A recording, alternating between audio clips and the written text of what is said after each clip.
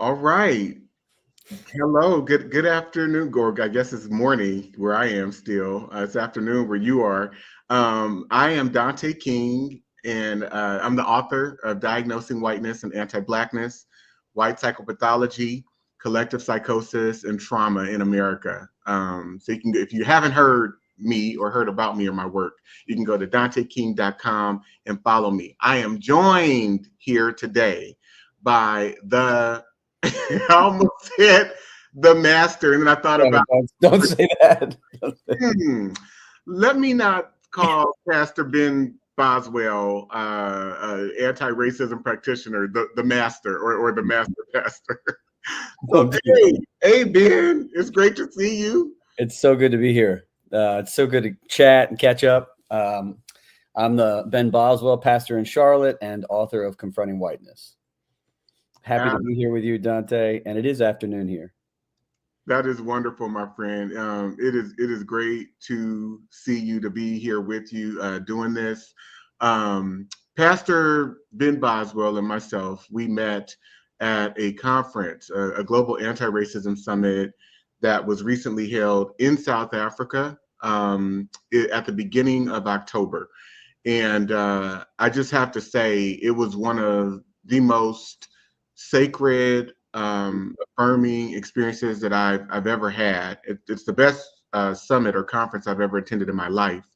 But meeting you, Ben, was just extraordinary, because prior to meeting you, I hadn't met anyone who had really at least uncovered and framed for me the history of Christian supremacy, and how that influenced Anglo supremacy and then white supremacy, and the ties that you made, and just how deep you went. So I am forever grateful for you, Thank you. for the opportunity to meet you. Well, the pleasure was mine, and it probably was at the height of my game because you went first on the day that we presented, and your lecture, your presentation was so strong and so clear. If you've never heard Dante present, you have to find a time to hear Dante present. And it energized me. It was like iron sharpening iron, and gave me a kind of permission to feel like I could be my full self and go all the way there in my presentation. And that's why at the end of the day, folks were like, shaken by your presentation and my presentation on the same day, which I know Edwin did on purpose, diabolical that he is on those things. Yeah. It was amazing to meet you. Thank you, my friend, my brother. So while at the summit, we broke a lot of bread, had some drinks to try to process and also take care of ourselves. And while sitting at one of the tables, we started talking about what it would mean and how it might feel for us to go live together sometimes, because we were both talking about how exhausted really we are, just within our society today. You see the news, you see television shows, you see talk shows, news, and there are all sorts of people being covered who go on these programs, and they start talking about how unprecedented this moment is, because everything is either breaking news or it's unprecedented. And we started talking about the ways that word has been corrupted, and it's also being used in a very disingenuous fashion. So did you want to add anything to that, talk about it?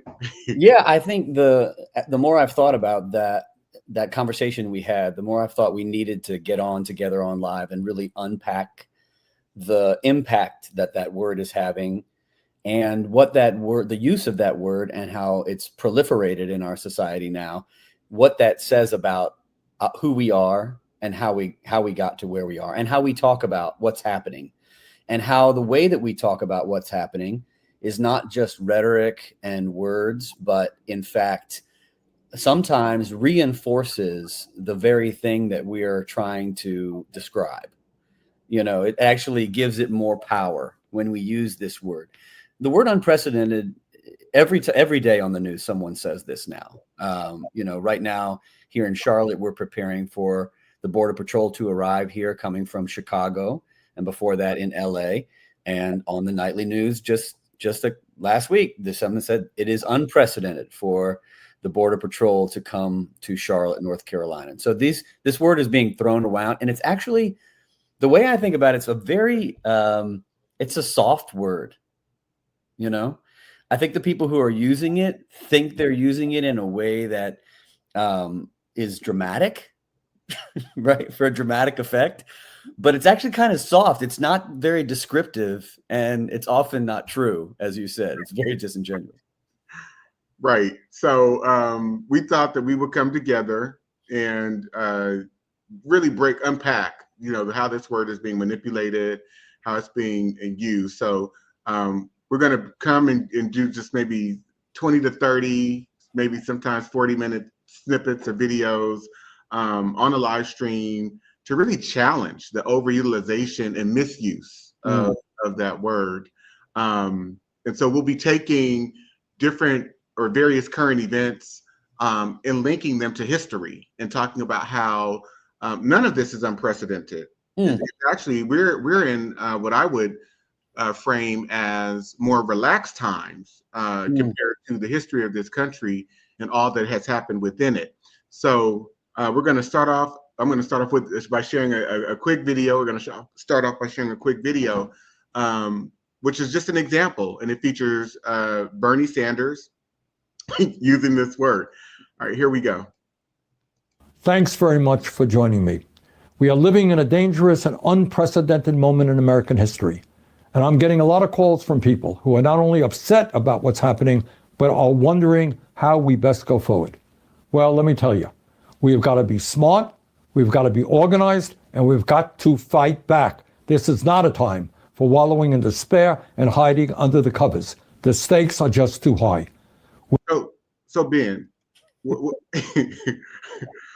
do you think Mr. Sanders means by we're living in an unprecedented time? His unprecedented time, his use of it there in that clip.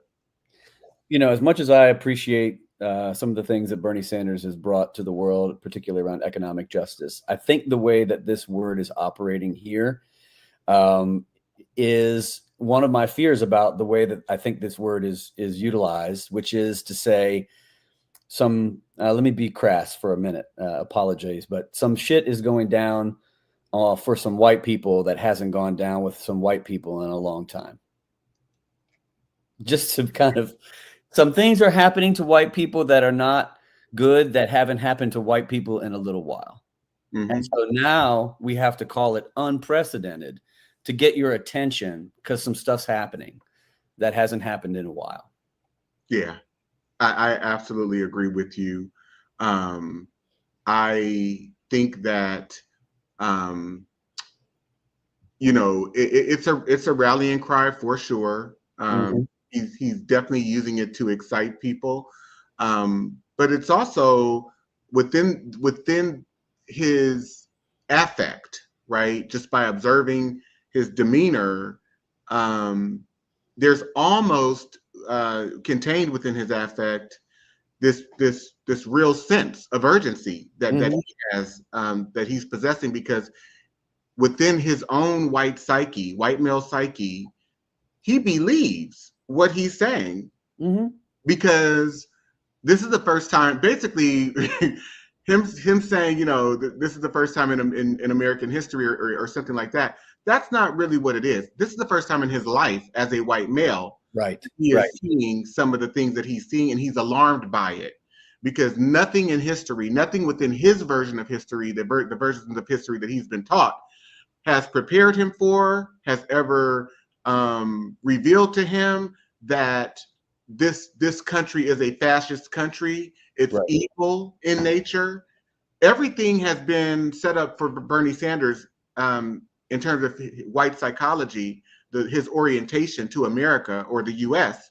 It's been set up in the affirmative.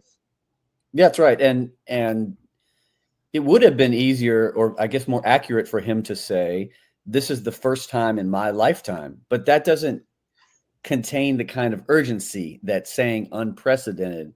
It doesn't give you the kind of power. And I also thinking about him as an authority figure. So when white folks see other white folks who are first old, male, heterosexual, and in a position of power, as he is, and has a popularity, they take what he says as if it's factual without any question. There's almost no, unless you're of the other political party, and then you don't believe anything he says. But if you're a generally moderate to liberal American white person, you take Bernie Sanders as an authority. And so when he says unprecedented, you're just like, yeah, this is unprecedented. You start walking around your house talking to your children and to your spouse, and you're saying, yeah, it's unprecedented. This is unprecedented, And Yeah. what you're not saying is, oh yeah, we've been doing this shit for Right. a long damn time. And Right. people who look like me have been doing this shit for a long damn time. And now they're doing it again, and I don't like it. Mm-hmm. Instead of saying that, right? And instead of being able to excavate as you said, the fascist roots of American democracy itself, right? It's like, no, we've not been. And that's why it kind of goes back to those folks who say, this is not America. This is not who we are. Right. I know you've heard that. Right. So let's look at one of the unprecedented events that's happening this week. Yeah. Okay. And we're going to share a quick clip of the unprecedented event going on today in America today. And then we're going to just kind of break down for you how and why there's nothing unprecedented about this at all. So hold tight. Here we go. This is CNN Breaking News. All right, we do have breaking news in the Jeffrey Epstein investigation. Democrats on the House Oversight Committee, minutes ago, literally, releasing emails that they say were written by Jeffrey Epstein that explicitly, specifically mention Donald Trump by name and in context that we really haven't heard before. Let's get right to Caitlin Collins, who's got this reporting. Caitlin, what are you learning? Yeah, John, these are emails that show Jeffrey Epstein mentioning Donald Trump by name multiple times in private correspondence that he had with people, including Ghislaine Maxwell, obviously his longtime associate and accomplice, and also the author Michael Wolff, in a time span of about the last 15 years or so in these emails. Now, these are coming out from the House Oversight Committee. They had issued a bipartisan subpoena to Jeffrey Epstein's estate, John, as you know, earlier this year. And so they've gotten their hands on a trove of documents. And these are emails that included Jeffrey Epstein on them. They were sent either to him or from him that mentioned Donald Trump before he was in office and also while he was in office during his first term. And I want to walk you through these emails of what exactly we are reading in Jeffrey Epstein's own words in these emails that have been released by the House Oversight Committee. All right. So enough of that. What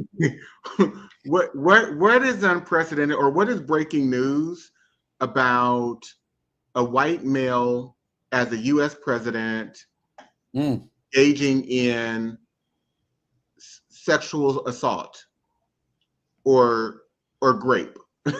What's breaking news about that? The fact that he has an association with a well-known pedophile who facilitated other, rich, powerful, predominantly white, well-known, billionaires also engaging in acts of sexual violence or pedophilia. What is breaking news about this? What is unprecedented about it? I mean, we knew this was happening. We knew about the friendship with Jeffrey Epstein. We knew who Jeffrey Epstein was when people elected Donald Trump to the presidency. We also knew a bunch of other things that Donald Trump had done and has been charged with and tried and charged and convicted with, as well as the comments about the Hollywood the Planet Hollywood tapes, or what was that? Hollywood? That's Hollywood. Yeah. Yeah, Planet Hollywood's a different place. But yeah, so we knew all that. So there's nothing breaking about this. It's also not unprecedented. And this is where people are like, this mass kind of pedophilia that we're uncovering through Jeffrey Epstein and its relationship to political figures and stars and people in the high rankings of American society, particularly white men, is not unprecedented in American history. It has happened many, many different times. And it's a part of us. It's symptomatic of whiteness. It's a symptomatic of a much deeper disease. Absolutely. I could not agree with you more. I've been talking about, here recently, how it is neurobiological rooted in epigenetics based on the environment that white people have been in for hundreds of years now, right? Environmental influence phase one. You've got, the whole the whole period of European colonialism under English rule is rooted. I mean, it's total depravity. It's total crazed depravity, where people are implementing laws that essentially say that, white males can do whatever they want. They can murder with impunity. They can engage in pedophile acts. I think when we go back and we look at and understand the history behind, hypersexualization and legalized sexual violence, and understand, for example, something that, you've heard me speak about, the way that white men in England set laws that set the age of age for marriage for young girls at 12 years old back in Westminster, England, and how those laws mapped over into the United States context once the U.S. formed as a country, as a nation. And then also how, young girls as young as 10 years old, in some cases, if they were sexually assaulted, if they were raped, it was not considered sexual assault or rape or ravishment, as they highlighted in the language of the law. It was not considered ravishment or a violation of any sort if that young girl was 10 years or older. And so I just think it's important to call into question the mindset of people who, in any period throughout history into the present day, who thought that these things were okay, right? And I think when we talk about the misuse and overuse of this word, unprecedented, it's rooted in either a total oblivion, people who are totally oblivious to history, or whose orientation around how they understand historical events and happenings is altered or in a way, or has been set in a way that does not allow them to have the proper orientation about how they understand history. For example, we use the phrase or sometimes the labels are forefathers, men of great valor, upstanding individual leaders, right? We don't say that the United States of America was founded by pimps, pedophiles, rapists, right? We don't say that. We say forefathers. And by improperly framing or framing history and the language that we use and in kind of either the absence of facts or the manipulation of information, and we by that misinformation or misinterpretation, we then mislabel or do not label properly. These types of conversations, we do a disservice to ourselves. We do a disservice to everyone in the community and everyone in our society. Yeah, the history of America itself, and this term founding fathers, as you mentioned, comes from the fact that American history is in and of itself revisionist history from the beginning, because it's revising what's really happening to glorify those who are in charge. And those who are in charge happen to be white landholding males who are often engaged in raping people and engaged in horrific behaviors. I mean, think about Thomas Jefferson and Sally Hemings, right? 10 of the first 12 presidents were enslavers. 8 of them were enslavers while in office. What do you think they were doing on those plantations? This is documented. This is not, we don't have to, this is not conjecture. This is documented behavior. We have DNA tests, we have excavations, archaeology, all sorts of history here that we can draw upon. These founding fathers were engaged in rape. And so when you say that this is unprecedented for Donald Trump, you deny and disassociate him from the history that makes him make sense. That's right. Right? That's helps us understand him. And not only him, but all of the people who share the same value set and value system that he idolizes, that he represents. Right, that women are disposable, right, and that children are sexual objects.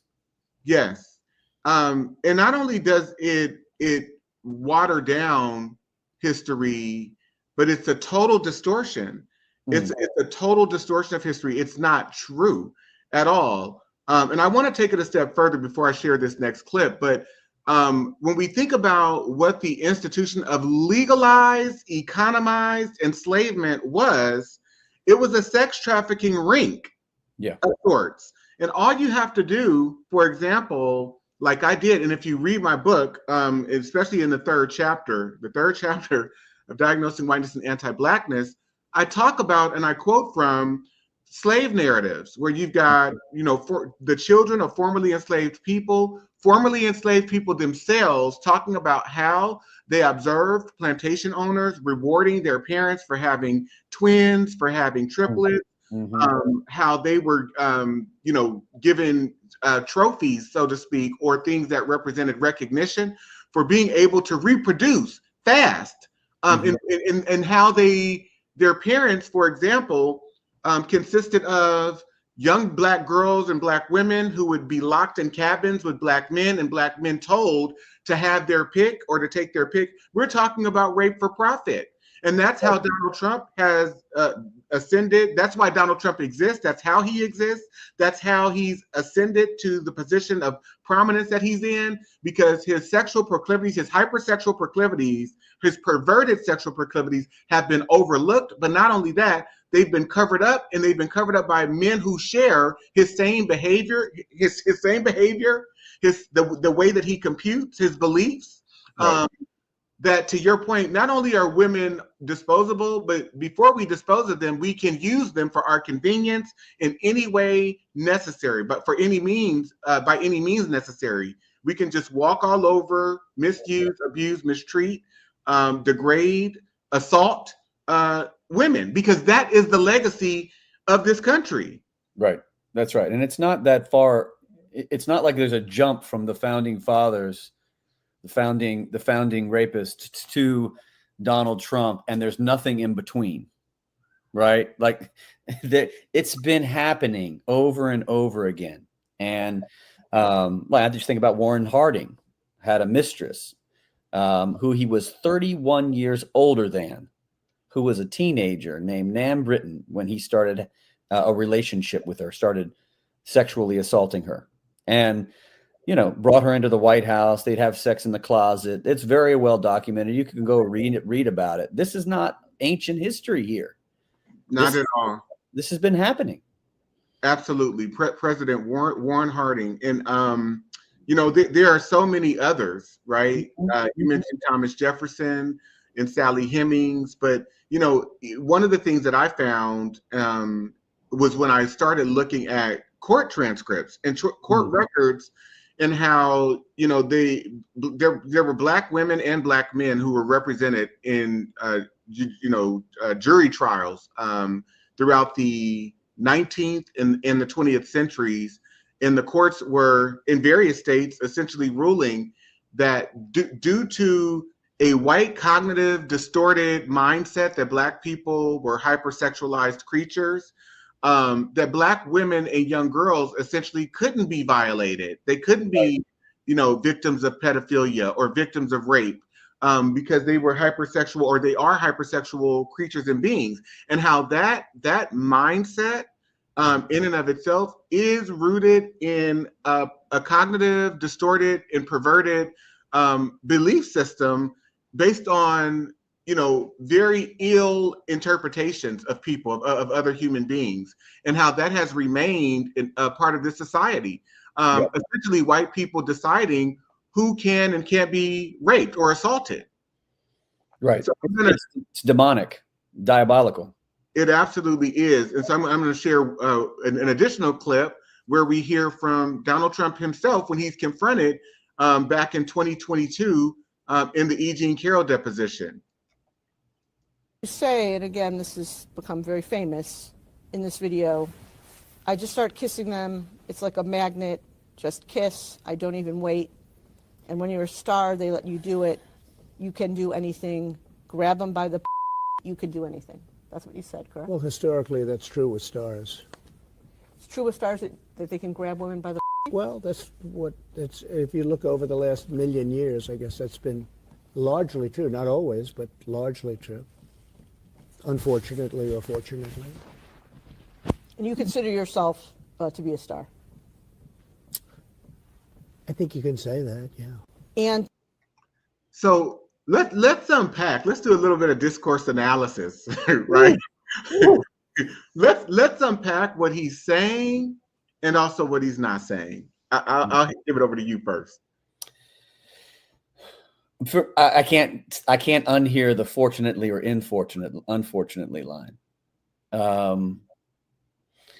I think because it's a deposition and because of who he is, there's so much that he's saying that you won't hear others say when they describe this. There will be a lot more lying, a lot more denial. So there's a lot here he's just saying out loud. Yeah, no, historically, this has been accurate. He says stars, but what he means is white men. That's a new term for white men I hadn't heard before. Stars. Yeah. Stars. Yeah. White men in power. And then he just says, fortunately or unfortunately. Why wouldn't you just say unfortunately? I mean, it's so revealing.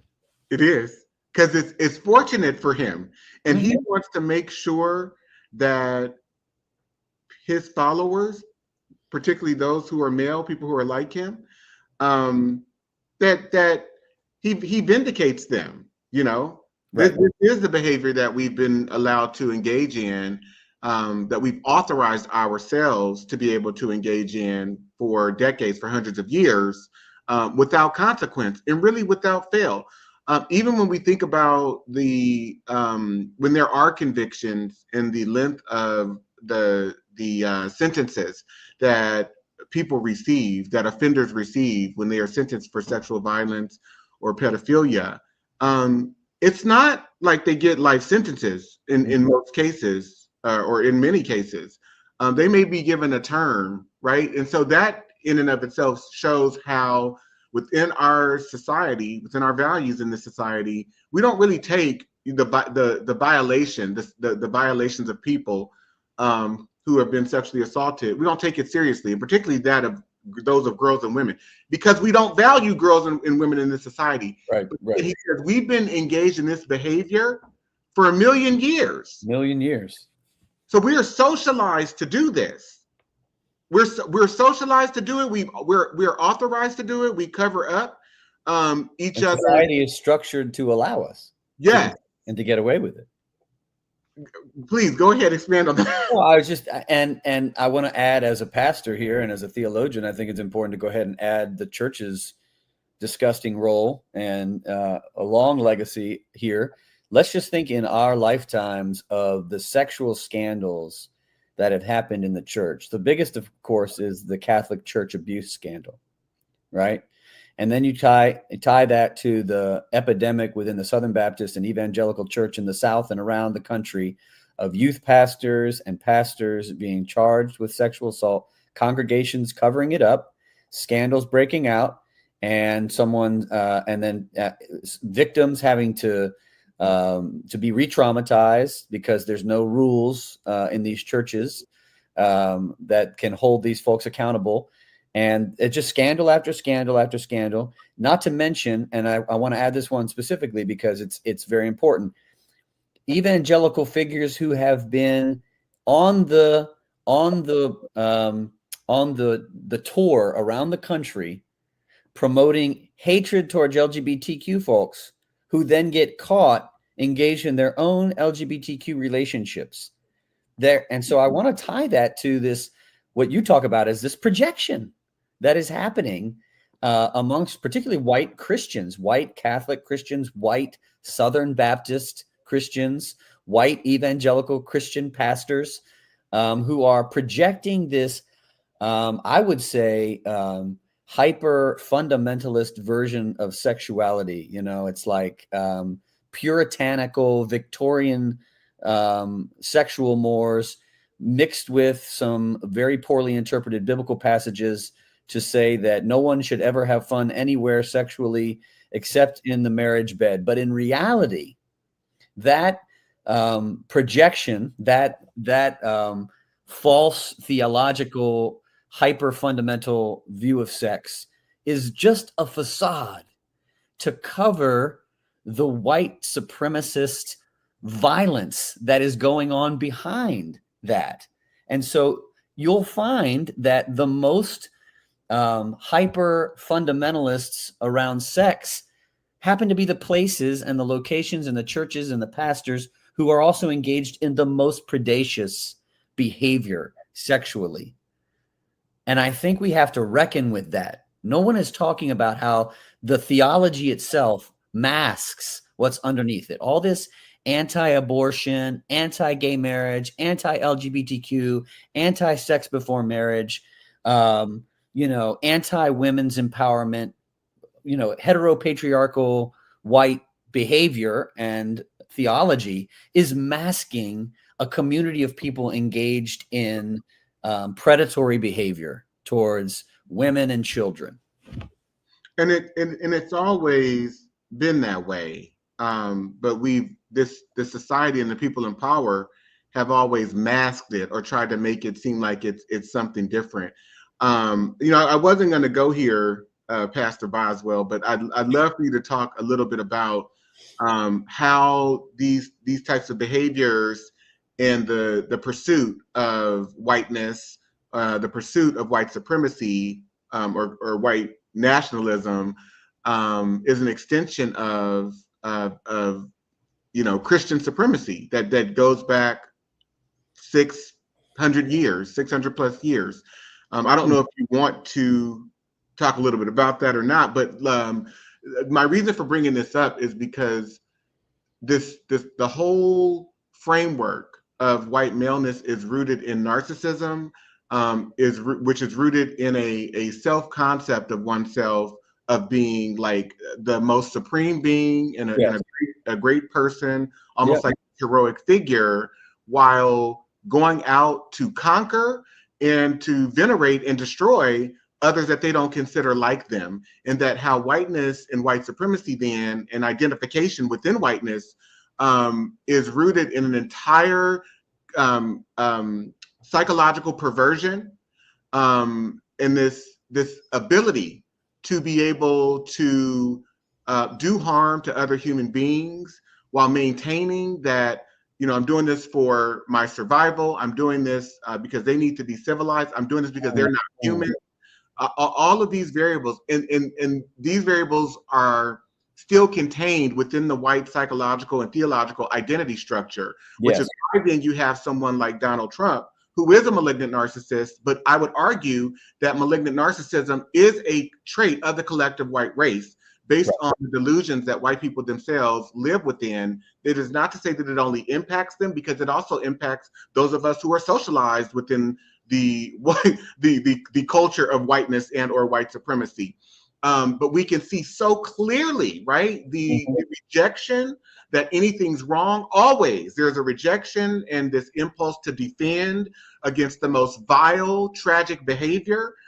There's never any desire to take any accountability or care for people or want to see people well. And so we have a cultural phenomenon that is rooted in malignant narcissism, empathy suppression, no empathy. So it is a culture that is ruled, that has been constructed and reinforced and ruled by sociopaths who have engaged in the most psychopathic destructive behavior by erecting institutions, practices, and processes that target people that they see as deviant or that they see as being different or other.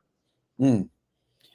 Yeah, we could go for another 30, 40 minutes on this, but I'll try to make it as quickly as I can to tie some things together.